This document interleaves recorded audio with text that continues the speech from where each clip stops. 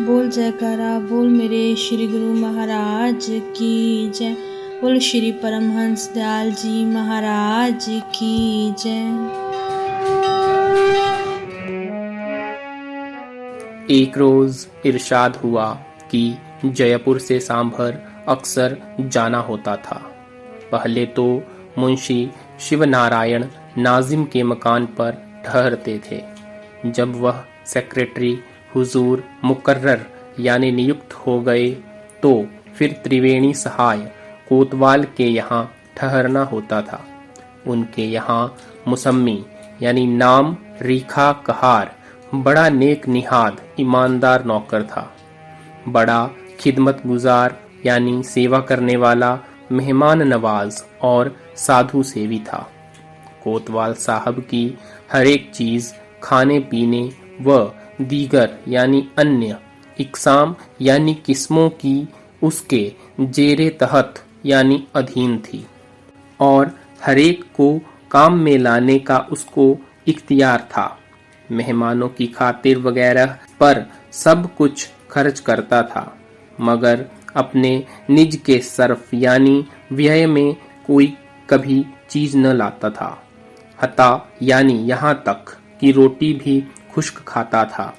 वह हमारी भी बड़ी खिदमत करता था। एक रोज हमको घनश्याम जी के बगीचा में ले गया। यहाँ एक दादूपंथी साधु प्रताप दास जी रहते थे। यह बड़े नम्र स्वभाव वाले और भक्त थे। उनके पास मुल्क पंजाब की एक औरत जिसको हालाते गृहस्थी में उन्होंने उपदेश किया था आकर रहने लगी। लिबास पंजाबी सुत्थन वगैरह पहनती थी। शहर से भीख वगैरह मांग कर भी बाबा जी के वास्ते लाती थी। हमसे उन्होंने तज़किरा यानी चर्चा किया कि यह औरत भीखा यानी दीक्षा की ख्वाहां यानी इच्छुक है, आप इसको भीखा दे दीजिए। हमने जवाब दिया कि हजारों गृहस्थियों को हमने उपदेश दिया है, मगर भीखा किसी को नहीं दिया। किसी का घर बिगाड़ना हमको मंजूर नहीं है।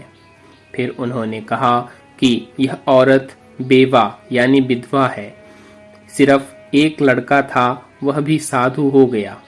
तब हमने कहा कि अगर इसको रखना मंजूर है तो भीखा देकर रखो, वरना इसको इसके लड़के के पास जाने को कह दो।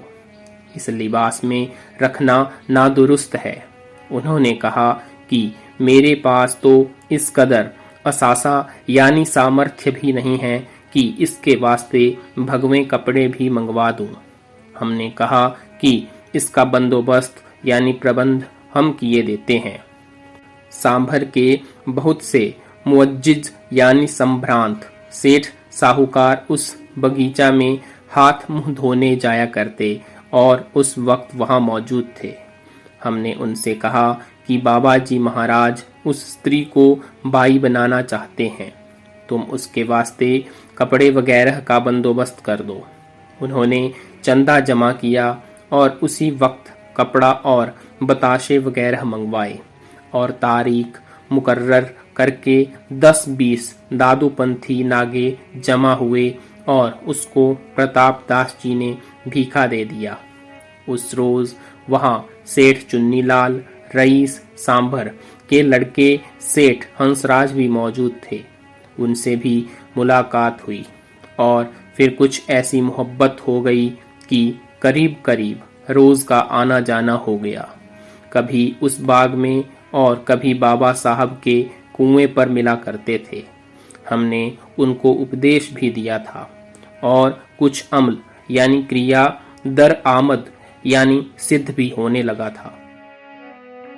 बोलो जयकारा बोल मेरे श्री गुरु महाराज की जय।